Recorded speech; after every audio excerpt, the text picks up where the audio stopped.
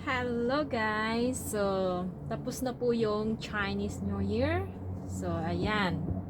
May lycee po akong natanggap na 4. So, itong dalawa galing kay ma'am at saka kay sir. Same lang yan. Yan. Ito naman galing kay sa kapatid ni amo na babae. Ito naman galing kay lola, sa nanay ni among babae. So, ayan, may 4 ako. So, uunahin natin itong dalawa. Bubuksan natin. So, magkano kaya itong laman? So, ayan. Yay! 100! So, sigurado 100 din to guys kasi nga,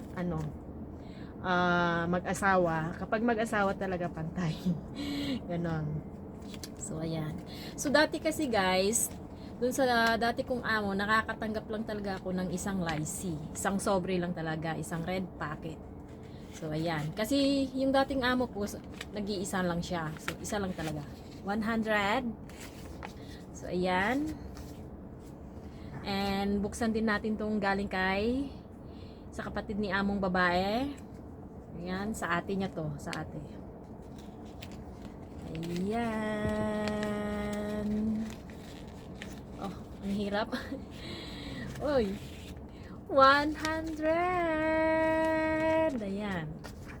Ito, kay Lola yata to galing. Ayan. Ito. Buksan din natin kung magkano. Oho. Dumidikit. 50. Ayan. Yay. Mayroon po akong 350. Ayan guys, 350 siya. Ayan, at least may pang allowance.